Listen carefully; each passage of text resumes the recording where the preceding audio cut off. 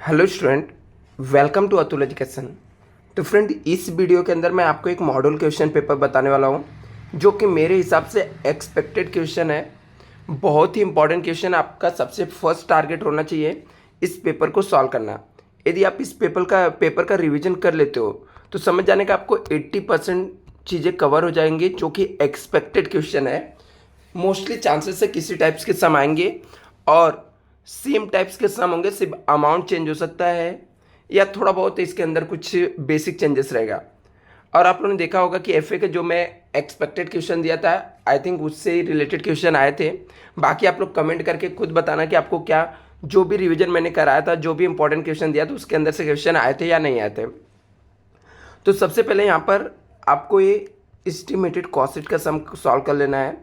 कौन सा sum solve करना है? एस्टिमेटेड कॉस्ट का सेम टू सेम यही जो सम दिया हुआ है यही सम सॉल्व कर लेना है। यहाँ पर आपको कॉस्ट नॉर्मल कॉस्ट बनाना है जिसके अंदर वेरिएबल एक्सपेंसेस इंक्रीज हुआ है, semi variable fix expense increase हुआ है।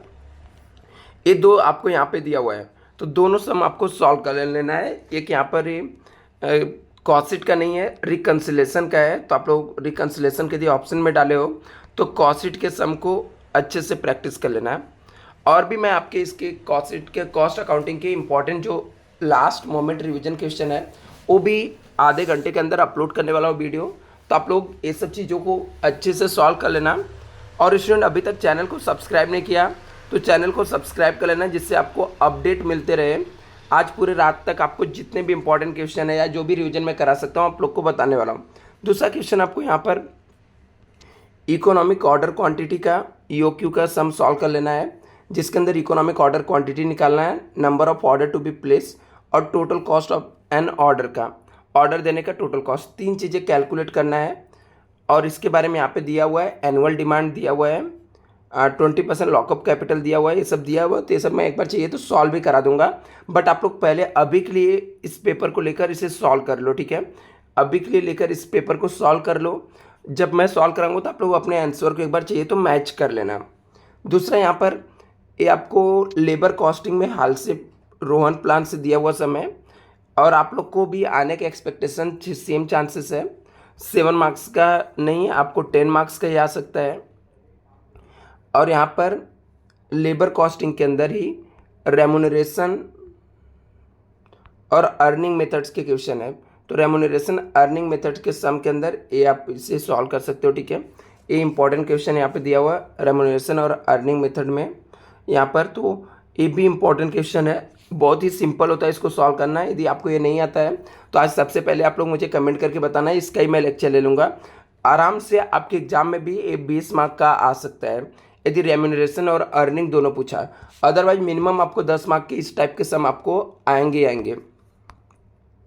फीफो वेटेज, यहाँ पे सिर्फ फीफो दिया हुआ है, बट आप लोग फीफो प्लस वेटेज दोनों सॉल्व करना। दोनों में से एक ना एक सम आपको एग्जाम में कंफर्म आपको आएगा ही आएगा, मिनिमम 10 मार्क का। यदि दोनों पूछ लिया गया तो 20 मार्क्स आपको यहाँ पर कंफर्म हो जाएंगे। और यहाँ पर ओवर हेड डिस्ट्रीब्यूशन है, प्राइमरी डिस्ट्रीब्यूशन ओवर हेड का दिया हुआ है, over head distribution primary distribution है। तो प्राइमरी डिस्ट्रीब्यूशन के आराम से क्वेश्चन आप लोग सॉल्व कर सकते हो, ठीक है? ये प्राइमरी डिस्ट्रीब्यूशन के सम दिए हुए हैं और ये सम को डिक्टो सम को आपको सॉल्व कर लेना है। कुछ भी कन्फ्यूजन रहे तो आप लोग ज़रूर मुझे कमेंट करके बताना है।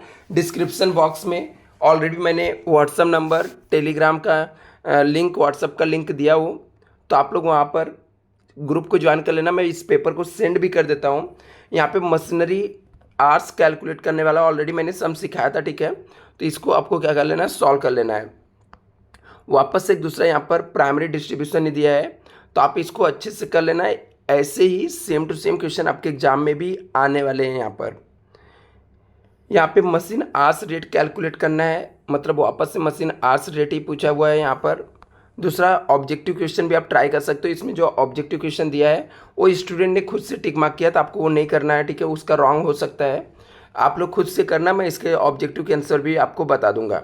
थियरी क्वेश्चन में एक्सपेक्टेड क्वेश्चन के अंदर आप लोग इसमें से स्टॉक लेवल क्या होता है पढ़ सकते हो, टेलर डिफरेंशिएट ये सब पढ़ सकते हो, सेकेंडरी डिस्ट्रीब्यूशन ये भी पढ़ सकते हो आप।